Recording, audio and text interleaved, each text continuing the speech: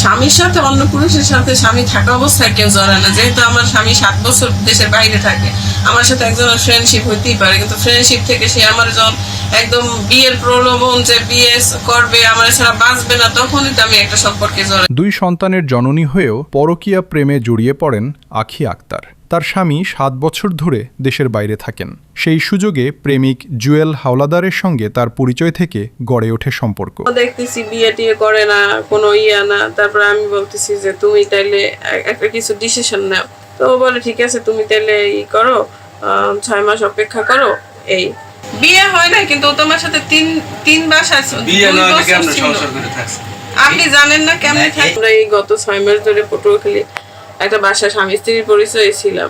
আখির দাবি, বিয়ের প্রতিশ্রুতি এবং একসঙ্গে থাকার আশ্বাসেই তিনি সম্পর্কে জড়ান। জানা যায়, গত 6 মাস ধরে পটুয়াখালীতে একটি বাসায় স্বামী স্ত্রীর পরিচয়ে বসবাস করছিলেন তারা। বিষয়টি জানাজানি হলে ঢাকা ও পটুয়াখালীতে বাসা ভাড়া নিয়ে একসঙ্গে থাকতেন বলেও অভিযোগ। এই যে ওই দিন ঢাকা দিয়ে আসার পথে জগবাজার দেওয়ার পরে আমি ওর বলে, তুমি আমার বিয়ে করবা না আমি তোমার বাসায় যাবো। তো বাসায় যাবো কথাটা আগেও 2-1 বার বলছি।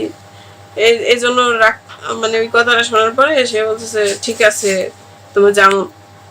মানে আমার এই 4 বছরে মানে পোশাক আশাক কাপড় চোপড় থেকে শুরু করে আমি যতটুকু পারছি সবকিছুতে, ওর ঈদের কেনাকাটা থেকে শুরু করে যা কিছু, ওর পকেট খরচ, ওর মোবাইল বিল, আমি সবকিছু বহন। তবে বিয়ের কথা উঠলেই এড়িয়ে যেতেন জুয়েল। এক পর্যায়ে সম্পর্কের অবনতি ঘটে।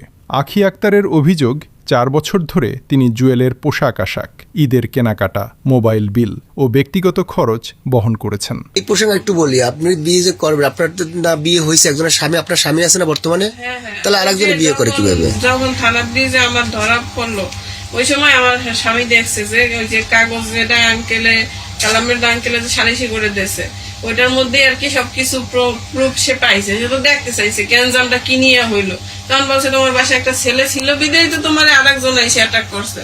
তো যেহেতু এত কিছু হয়ে গেছে, আমি আর তোমার সাথে থাকবো না, আমার ছেলে মেয়েগুলোর আমি খরচ দিতেছি, আমি দেশে এসে তোমারে ফয়সালা করে দিব। আমার সম্পর্কটা ওই জায়গায় ওই পর্যন্তই আছে, মানে সম্পর্কটা কিন্তু নাই। স্বামীর সাথে ডিভোর্স হয় না, ডিভোর্স ওই যে ও দেশে আসবে, আমার ওর সাথে আমার টাকা পয়সা কাবিনের বা কিছু আছে, এগুলো হিসাব নিকাশ। কিন্তু বিয়ের বিষয়ে চূড়ান্ত সিদ্ধান্ত না পেয়ে অবশেষে প্রেমিকের বাড়িতে গিয়ে অনশন শুরু করেন।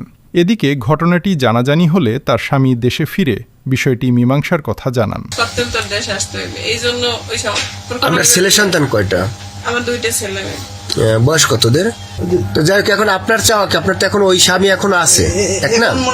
ওটা তো আমি শুধুমাত্র ওই যে এই ডিভোর্স দিলে আমি টাকা পয়সা পাবো, ও বেকার, ওরে একটা কিছু, এর জন্য আমি ওইটার করতেছি না। স্বামী আছে মানে স্বামীও জানে যে আমি তার সাথে থাকবো না, আর আমিও জানি যে না, স্বামী শুধু আছে ওই যে ওদের বাচ্চাদের খরচ দেয়, এইভাবে থাকা, আর ওইরকম কোনো স্বামীর সাথে সম্পর্ক নাই।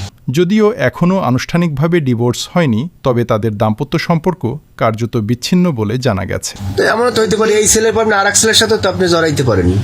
এমনও তো হইতে পারে যে আপনি এইখান থেকে যাই আপনিও আর এক সাংবাদিক মেয়ের সাথে প্রেমে পড়তে পারেন।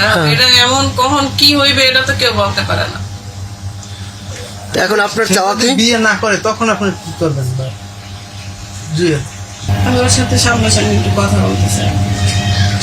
আমার এখনো বিশ্বাস আছে যে ও হয়তো আমার। সে তো নাই, স্টেশন নাই, তা আপনি কেন এ বাড়িতে উঠলেন?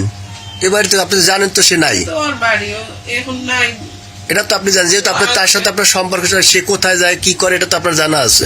আমার জানা নাই, আমার জানা থাকলে তো আমি ওর সাথেই যোগাযোগ করতাম, তার এখানে আসতাম। পটুয়াখালীর ধুমকিতে ঘটে যাওয়া এই ঘটনাকে ঘিরে এলাকায় ব্যাপক চাঞ্চল্যের সৃষ্টি হয়েছে।